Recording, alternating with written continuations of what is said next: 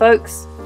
So I drew these fish and I recorded it, and I've been watching an awful lot of videos from some amazing illustrators like Cheyenne Barton and Franard and all these glorious people, and I've loved listening to them talk about being really honest about their career and themselves and their practice. And I thought I would take this opportunity of having a recording of me drawing a bunch of fish to talk about that sort of stuff, because that's a natural connection, right? Fish and honesty. Yeah, it completely is. Yeah, so I started drawing this page of fish because of Inktober, and I know that some people don't like the idea of Inktober. There's a lot of controversy. Some people don't join in for a bunch of different reasons, but whether you join in or not, I saw the fish prompt and I saw my very dusty unused dip pen, and I thought I'd just give it a go. I just spend 10 minutes filling this page of my sketchbook. It's a A5 moleskin sketchbook, and I just felt like drawing a bit of traditional stuff because I haven't been drawing traditionally very much lately, and I've really been wanting to, but there's been some fierce imposter syndrome going on. Sorry about that noise, it's just my dog shaking. Yeah, I've just been full to the brim with imposter syndrome, especially with traditional media, because it doesn't have an undo button. Like, I've been drawing so much in Procreate, and it's not that that's devoid from imposter syndrome, that's chock-a-block with it as well, but I've not been doing as much work in my sketchbook, and that's for a bunch of different reasons. But yeah, the imposter syndrome one is a significant one. It's I've really been struggling to feel happy with a lot of what I'm doing, whether it's client work or personal work. Like, I've got loads and loads of drive and inspiration and ideas for projects. I've got personal projects on the go, I've got some wicked client jobs on the go, but it's just the lack of confidence in my ability that's sometimes holding me back from doing it. Like, I love the work that I'm doing at the moment, I love the projects that I'm doing at the moment, but it's the work that I'm producing for them, it's a bit tricky sometimes. So I feel like imposter syndrome has been holding me back quite a bit lately, and it's been really frustrating because I've been seeing some glorious work, and I know I say this to people all the time, like, make sure you limit your social media, how many portfolios you look at, how many videos you look at of other people doing amazingly. I can't help it, sometimes you do just bump into it, and it does fuel it. Like, it's fueling the imposter syndrome when I really want it to inspire me and get me to do more work. So I've been trying to be a bit more chill with myself lately, which is something my counsellor tells me to do. Be a bit more compassionate with myself, which can be tricky when you feel under pressure to be producing work all the time and to be monetizing that work all the time. Thanks, capitalism. But it can be really, really hard to sometimes step back and say, no, I need a few days of not doing this. So I've been really trying to balance looking at other people's work and other people's projects and their amazing videos with also looking at myself and the work that I'm doing without comparing it to everyone else's, which is a hell of a lot harder to do than to say. But it's been useful for the few times that I've been able to do it. It has been useful, but there's sometimes you just got to see it through sometimes with imposter syndrome, I guess. You just have to sort of sit with it and let it happen for a bit, and it does come in, for me anyway, comes in waves. So there will be periods of time where I will feel confident in my work, and I do my very, very best to make the most of that time and to really engage with what I do. Like, that's why I did this page of fish, because I have this very, very brief glimmer of, oh, okay, now I used to be quite good at dip pen, maybe I'll give that another go. And it went really well. I was really, really happy with it. It's helping me loosen up a bit as well. I feel traditional media is good for that. You have a lot less control, especially dip pens, because they're very directional. If you try and force it in a certain direction, it will sort of go a bit wrong, which is good, I think.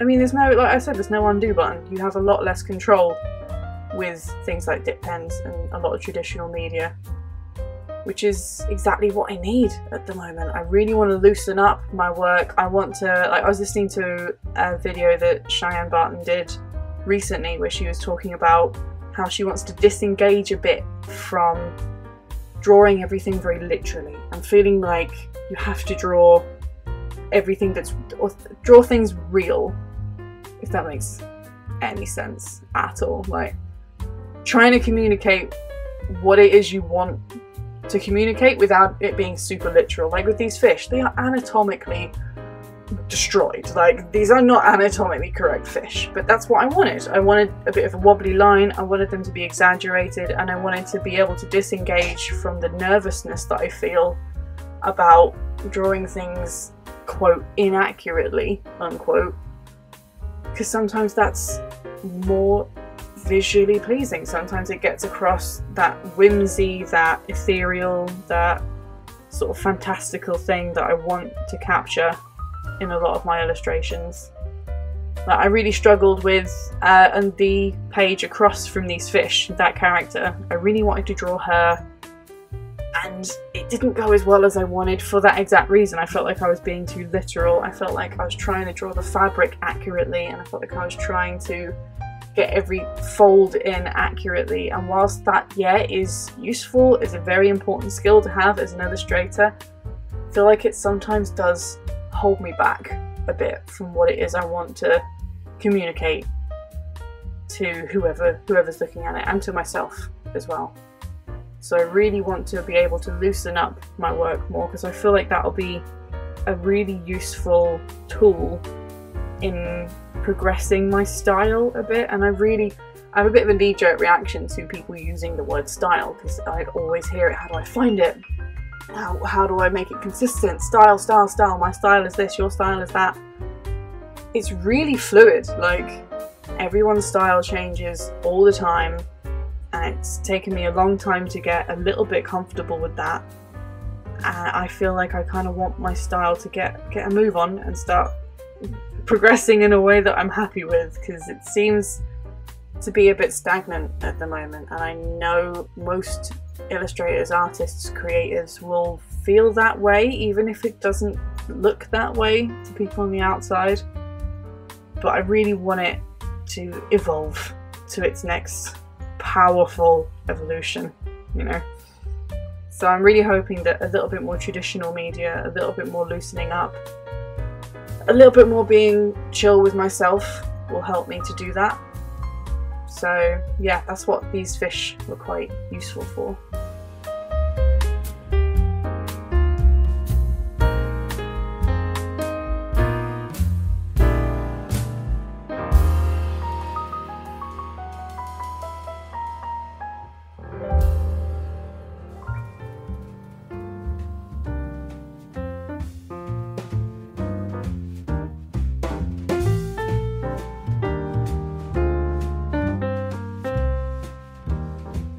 One thing that I've found actually kind of useful and a good thing that I've been experiencing with my work is being a bit more patient with it.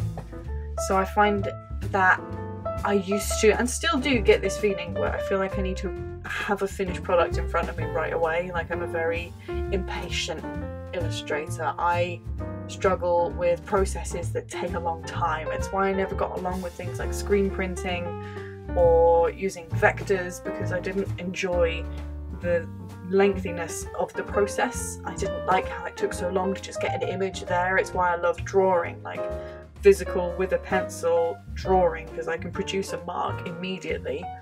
But I do want to get better at being more patient. So I find, especially when I'm doing digital work on Procreate on my iPad, if I take a bit of time afterwards, when I would have normally just left it, like there's an illustration on the page, I'll leave it.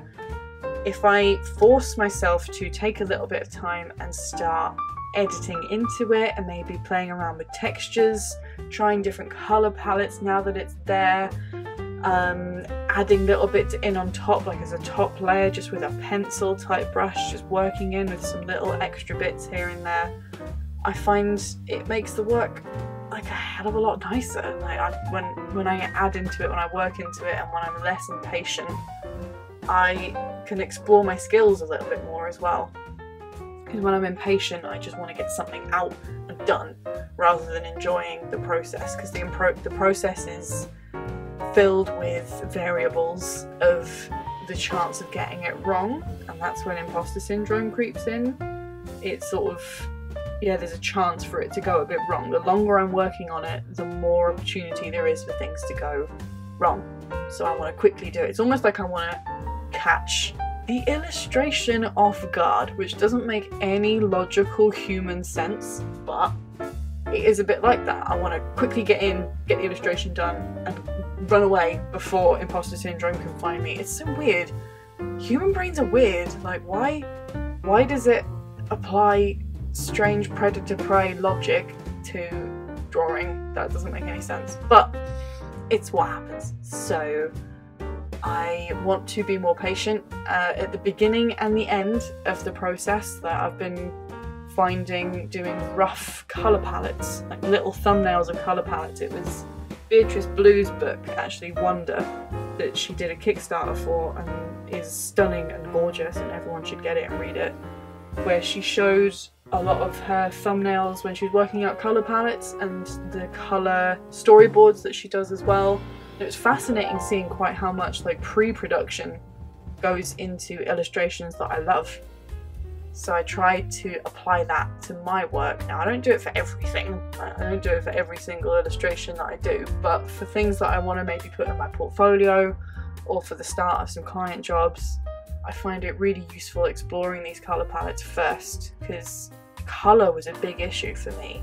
And I'm still working on it, obviously, but I really struggled with colour for a long time, and that's because I never took the time to explore it before I started. I just barge in, go into the colour picker, get presented with a rainbow, think, oh, well, better use every colour, and then get confused as to why I didn't like the horrible rainbow monster that I produced at the end of every illustration. So when I limit my palettes and when I play around with them as little thumbnails before I go into my work, I find I prefer the outcome. Oh yeah, and here's the fish. Here's the little fish that I finished. I really enjoyed doing this little page, actually. As much as the page opposite frustrated me, these fish gave me a little respite from all the imposter syndrome I was feeling. So thanks ever so much for letting me talk, and for listening, and for watching. I hope maybe this sort of provided a bit of solidarity for any of you that are struggling with imposter syndrome at the moment. You are definitely not alone in it. Every single creative person on the planet has to deal with it. Like, I've delivered talks on it and I still feel imposter syndrome an awful lot of the time. But hopefully it will be the same for you as it is for me, is that it comes in waves. So you'll have a nice, creative, driven, successful period coming up soon. And I hope you have a nice morning, afternoon, evening, whatever time it is. And I'll chat to you soon. Bye!